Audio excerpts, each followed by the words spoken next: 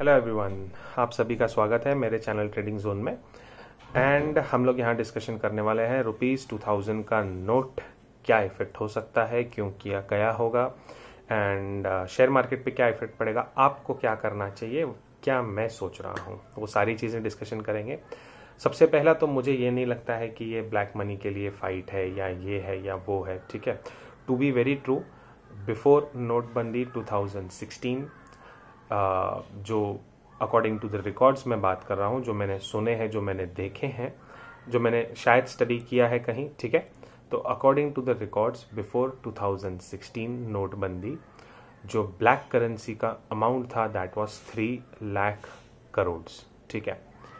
जो कि after demonetisation, just because they demonetised 500 and 1000 rupees का नोट, तो उससे हायर क्या कहते हैं नोट आ गया 2000 रुपीज का, which was very easy to keep, very easy to store.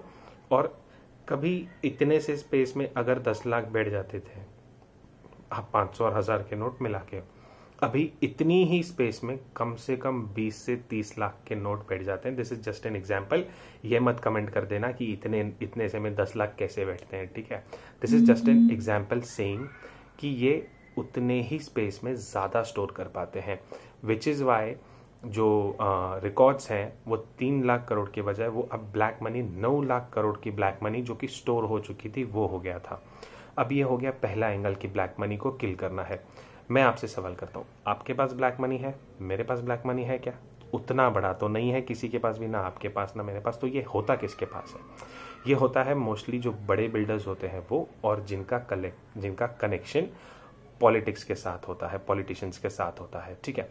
अभी which brings me to the next point. Karnataka elections का रिजल्ट आपको पता है। नेक्स्ट इलेक्शन हमारे राजस्थान के हैं, और कहीं ना कहीं उस चीज़ को देखते हुए मुझे ऐसा लगता है, उस चीज़ को देखते हुए ये कदम लिया गया है कि अपोजिशन को इस चीज़ से डैमेज होगा। सिर्फ अपोजिशन को डैमेज होगा ऐसा क्यों एक अजम्पशंस मैं ले रहा हूं, this is just an assumptions. सिर्फ अपोजिशन को डैमेज इसलिए होगा क्योंकि भैया सरकार तो आपकी है, आप चाहे 2000 के बंद करो, चाहे 500 के बंद करो, चाहे 100 रुपए के, चाहे 200 रुपए के बंद करो, आपको तो जब चाहिए तब एक्सचेंज, जितना चाहिए तब एक्सचेंज हो सकता है। आपने आपके एक्सचेंज, आपके नोट खत्म करने के बाद ये स्टेप लिया होगा ताकि अपोजिशन को कुछ ना मिल पाए, ना टाइम ना कुछ, है ना। ये हो गया एक पॉइंट। अब है तो पूरा पॉलिटिकल व्यू, ठीक है। ये चाहे जो बोल लें कि पहले ब्लैक मनी डिस्ट्रॉय करने के लिए क्या, तो भैया डिस्ट्रॉय नहीं, वो 3 गुना बढ़ गई। अभी आप इस चीज़ को बंद करके दोबारा से इकोनॉमी को आप लोग डैमेज करवाओगे। और असली मुद्दे की बात, ये लोग कर्नाटका हार गए, ठीक है, ये एक पॉइंट था। और उस चीज़ का जो इम्पैक्ट, जो न्यूज़ क्रिएट हो रही थी, वो हाइपर लूप चलता है ना कि अब कांग्रेस यहाँ जीतेगी, अब कांग्रेस वहाँ जीतेगी। तो वो कांग्रेस थोड़ा स्टेज में आ रही थी। मैं जरा पार्टी का नाम ले लिया गलती से। अपोजिशन पार्टी का मीडिया में थोड़ा सा वेटेज बढ़ रहा था, ठीक है। आफ्टर ऑल मैं जानता हूँ this is all marketing game. आप और हम जनता बहुत भोली है, वो मार्केटिंग देख के पूरा वोट कर देती है। पूरी दुनिया का हर एक प्रोडक्ट मार्केटिंग पे ही बिकता है, और कहीं ना कहीं इंडिया की गवर्नमेंट भी उसी चीज़ पे चल रही थी लास्ट 4 to 5 ईयर्स से। तो अभी बिकॉज ऑफ कर्नाटका बहुत ज़्यादा मार्केटिंग हो रही थी, तो इनको कुछ मुद्दा उठाना था, कुछ तो नया करना था कि वो चीज़ हट जाए और नई चीज़ सामने आ जाए, जहाँ पे जनता का फोकस वहाँ से हट के यहाँ पे आ जाए। तो उन्होंने ये स्टेप ले लिया। स्टेप इतना स्मार्टली लिया गया है कि पहले वाली नोटबंदी तो हमारे प्राइम मिनिस्टर जी ने अनाउंस किया था। ये वाली नोटबंदी तब आई है जब हमारे पीएम इंडिया में ही नहीं है, पहला।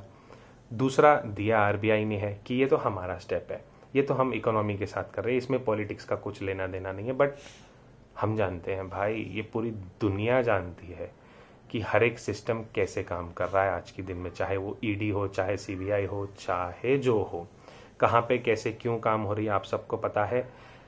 सबसे बड़ा एग्जाम्पल, अभी तक रेसलर के ऊपर, जो रेसलर्स यहाँ पे दिल्ली में बैठे हैं,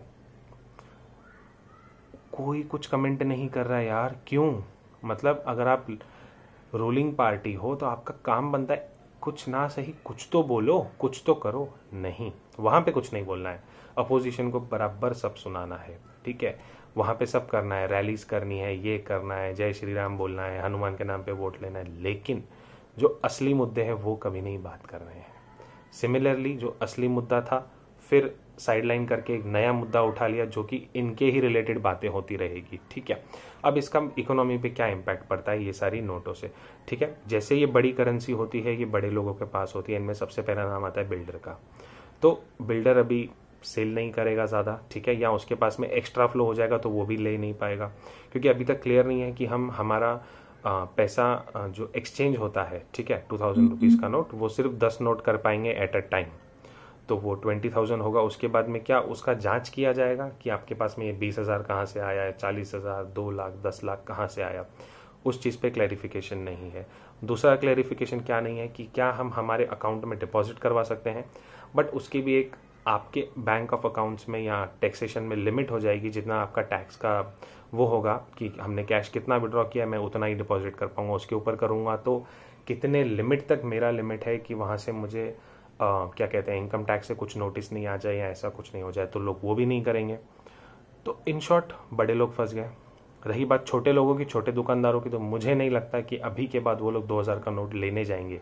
ऐसा क्यों, पैनिक क्रिएट क्यों होगा, सबको बैंक जाना पड़ेगा, किसी को पसंद नहीं है लाइन में रुकना, ठीक है, तो वो नोट वहीं के वहीं धरे के धरे रह जाएंगे। अब उससे क्या होता था कि हमारी पैरेलल इकोनॉमी के कारण वो 2000 का नोट कहीं ना कहीं रोलिंग में आता था, कभी ना कभी रोलिंग में आता था, या आने वाला होगा बिफोर 2024 इलेक्शंस, ये सारा पैसा बाहर निकलता, चाहे वो इनका हो चाहे ऑपोजिशन का हो, वो सारा बाहर निकलता और रोलिंग में आता था, ठीक है।